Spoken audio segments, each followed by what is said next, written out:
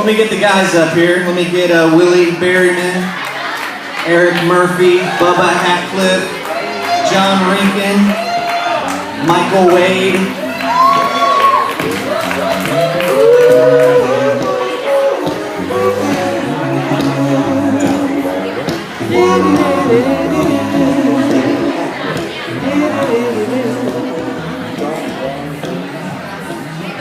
Who are we missing? We got everybody? Where's Blair? Come on up, Blair. Blair McFarland. I don't know where Michael Wade went.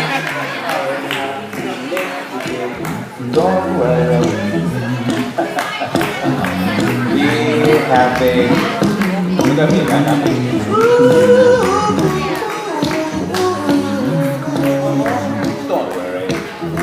Awesome. So we're good. We're good with the music. Don't worry, be happy. Okay, so how many of you have realized when you go to It Works events that you see like 95% women and 5% guys? Right, so Those conferences, I haven't seen that yet. Like 99 to 1. 99 to 1. Okay, say 99 to 1. So, so a lot of guys, they take a look at this business and they're like, initially they're like, man, I don't know if I want to be part of that. That's too much estrogen for me, right? So how many of you guys are here for the first time? Raise your hand if your wife or girlfriend's been just begging you to come. You're like, no, and finally you're like, I'm just going to go now. Hey. Congratulations. And for you ladies that haven't had the opportunity to have your husband or boyfriend or fiance here yet, just keep on, talking to them. Keep on letting them know you're going to show up. You got a chair right next to you for them, right? And then eventually they'll show up. So we're going to get into some of that today. So I'm just excited. A lot of these guys up here, you're going to hear some stories how they were just like, that is not anything I'm ever going to be involved with. And now what are they all saying? Right, we're all here. So I want to start on the end because this is kind of a unique. Let's pass down here to John Rinkin. So John Rinkin, for all of you who don't know him, he's a former 6-time MMA champion. Okay, he trains 5th Group Special Forces in the area of combatives, teaches them how to fight hand-to-hand combat.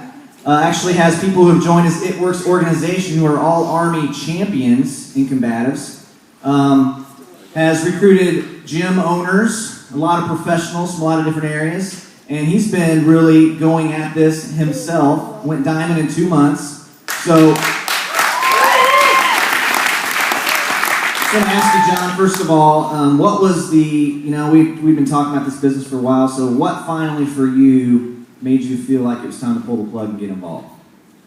So like you said, I've been working at 5th Group actually for the last 15 years. And in November, as a response to the potential government shutdown, my contracts was one of the contracts that got deleted in that budgetary crisis. So I was in Tanzania, Africa, climbing Mount Kilimanjaro, which is the highest mountain in Africa. And I had a call from Post that said, hey, we know you were supposed to start your new contract tomorrow, but we've eliminated your contract. Don't come back to work. So I literally overnight went from making really good money to making no money. About to be one of the hardest things I've ever done in my life. And it was a real rude awakening for me because I've had that job for 15 years. It's my life's blood is training our guys how to defend themselves and come back home because this war's been different than the other ones. And so they need this.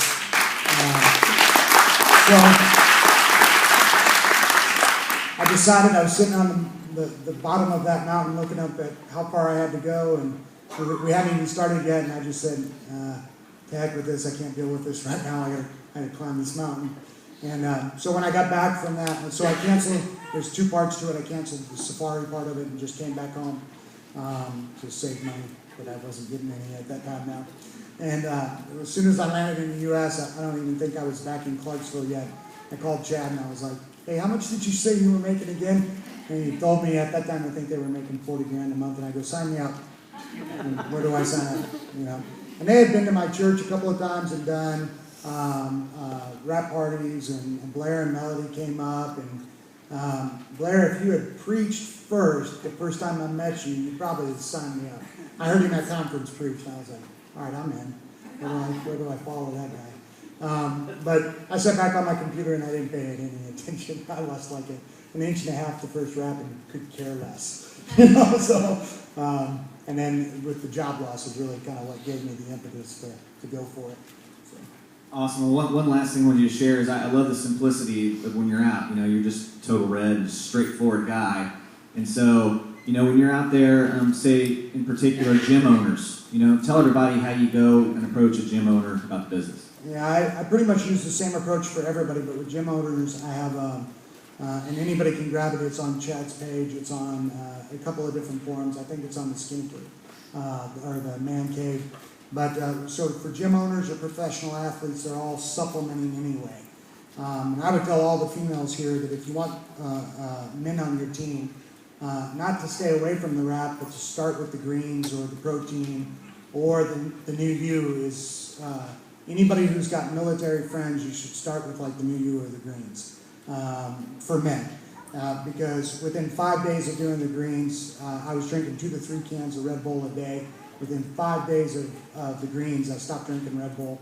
The new you, within 4 days of taking the new you, I had the best sleep I've ever had. And for professional athletes or for people that are in the military who are dealing with the stress of war, those things sell like hotcakes, man. I made one post when I started taking the new you, and I had 4 guys contact me and buy off that post. So with gym owners, though, and people that do supplements, I ask them, I say, do any of your guys do supplements? And they're like, of course. What do they do?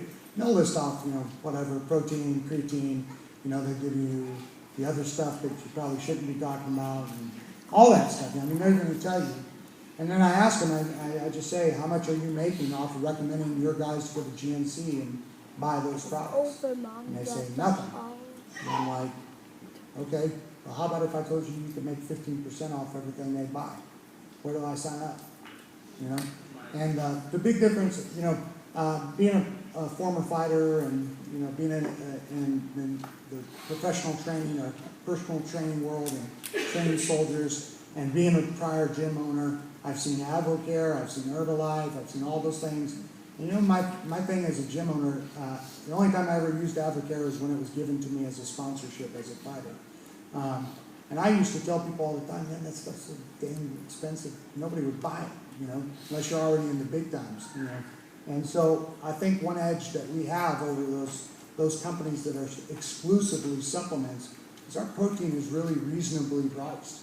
I did a cost analysis with GNC, and we might have a little less volume as far as how much protein they get, and we might have just a little bit less in how much is in the bag, but our protein's really good. And the best thing is it doesn't taste like straight butt crack. An important factor.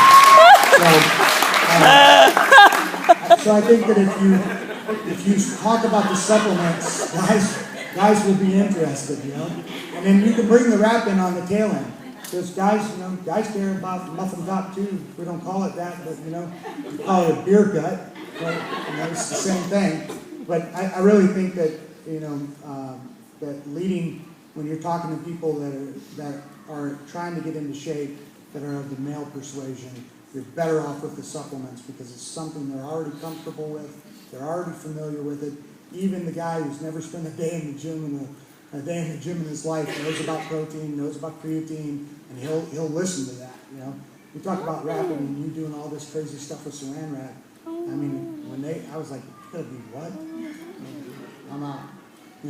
And I think a lot of guys are that way until they realize, and the other thing I do with everybody I talk to is I appeal to their sense of destiny. And for me, even though I had probably one of the best jobs in the world, I was flexible. I could do my own thing whenever I wanted. I worked with great men. I had great people surrounding me and got paid great.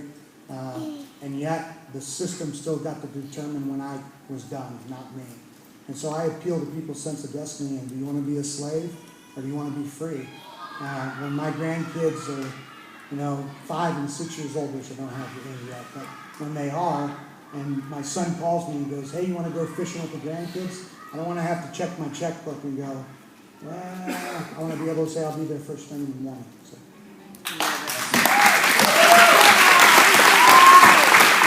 Let's head down here to Michael real quick. So, Michael, with your background, I know you said you've done some other network marketing things and things like that. So, what is one thing that you would say really separates It Works from anything else you've seen? To be honest, I would put our products up against, is this on? Hello?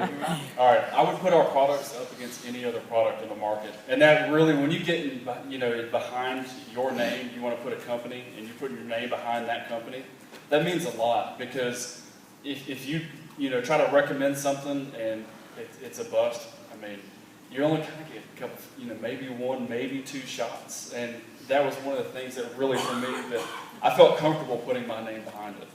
So, yeah. Awesome.